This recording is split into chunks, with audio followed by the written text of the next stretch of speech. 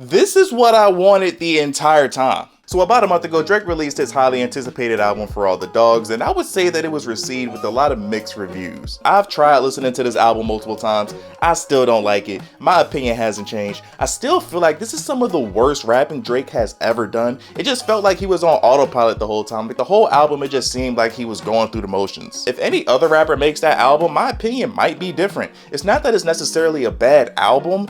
It's a bad Drake album. It seems like Drake knows his last album wasn't received the way he wanted to because he's already back with making new music after he made a big statement saying he was going to take some time away from rapping.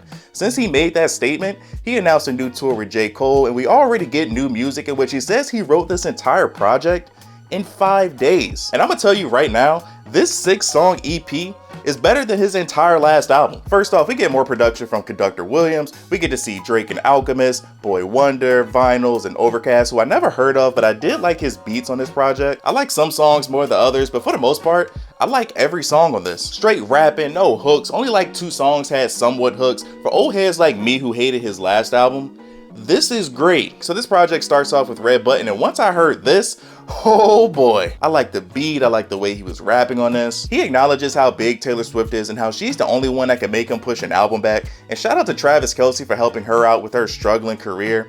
What a nice guy. Drake for the most part gave us a project full of time and location records, and while I do like this song, Drake recently has been doing this thing where he's like rapidly punching with his bars. Like he does it on What Would Pluto Do, he kind of does it on First Person Shooter, he's done it on other songs, my memory is just drawing a blank right now, but he does it on this song as well. And I feel like if this is a thing you're going to be doing, the end of your lines need to hit, and these don't for me. Pop up on you like a revelation, I can show you like a demonstration, and the dirt like vegetation, few shots like a vaccination. It might be a personal thing, but I just don't like when he does this. Regardless, I like this song. The next track, Stories About My Brother, is such a good song, and we get another collab between Drake and Conductor Williams. This song has been getting a lot of attention because it looks like he's taking a shot at everyone's favorite podcaster, Joe Budden. Imagine us getting our validation from ex-musicians searching for recognition. Same story every time, they heckle in repetition. I'm top of the mountain, these niggas still down at base camp planning a expedition. To me, I think it's pretty clear who he's talking about, but when it comes to For All the Dogs, I agree with Joe Budden. Yes, I agree. I don't want to hear Drake rap in Spanish.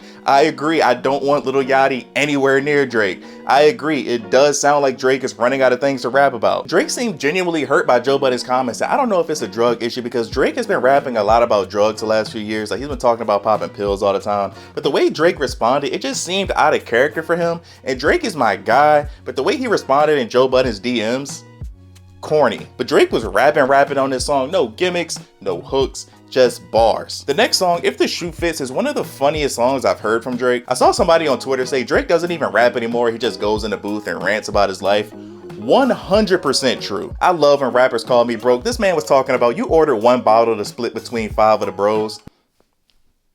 So, this man talking about you living with your family still, you don't own a steering wheel. I already gave him a pass on Middle of the Ocean talking down on hibachi and getting your girl a party bus.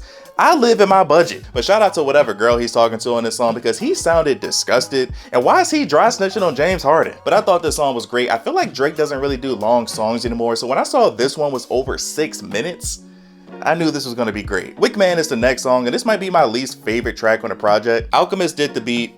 I like Alchemist. I don't like this. Drake also took more shots at Pusha T for whatever reason. He needs to let this go. Drake has already fouled out the game with how much he's been reaching. He said, I remember niggas was joking about some tick, and now that rapper broke his he a statistic. Now, unless I missed something, I think Pusha T is doing just fine. I mean, I don't pocket watch, but last time I checked, Pusha T is still a millionaire. His last album was Grammy nominated. He's happily married. Sounds good to me. I'm from Virginia. I love Pusha T. I went to his concert last year. Great show. But I've been on the record multiple times saying that Dopey Freestyle is a better song than Story of Adidon. But it's so clear, this man Pusha T hit Drake directly in his soul. Bro, it's no reason why Drake should still be talking about this stuff. I mean, he already sent Jim Jones after him earlier this year.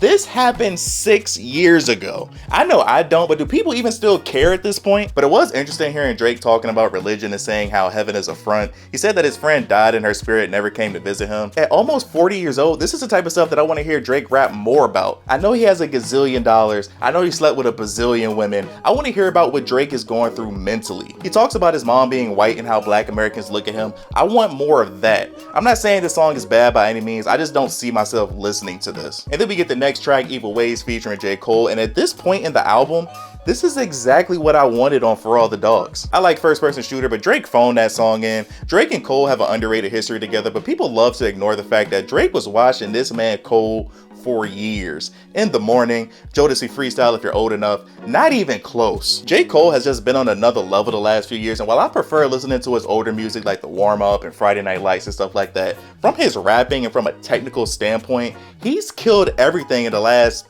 5 years. This was such a great song. This would have been a perfect outro for this album. And then we get my favorite song. You Broke My Heart is the last song in this project, and this man Aubrey is a genius. I don't know if I'm the only one, but this song reminded me of Laugh Now, Cry Later for some reason, but this is my favorite song on the project. I thought it was a great change of pace, and it was the only song that had some bounce to it. Don't get me wrong, I'm not saying this song is gonna go #1 on Billboard or nothing like that, but this is gonna go crazy in the clubs and on social media with that F my ex part.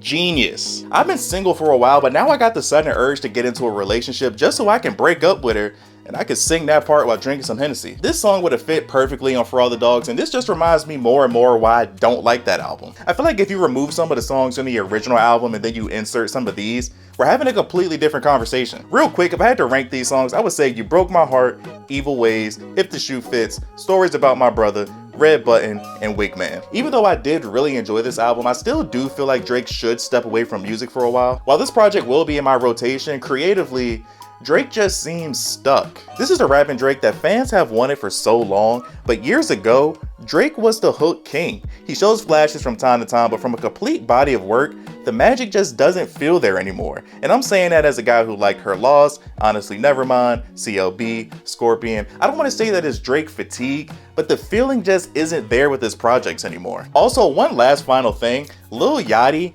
stay the f away from Drake. Go far away from him.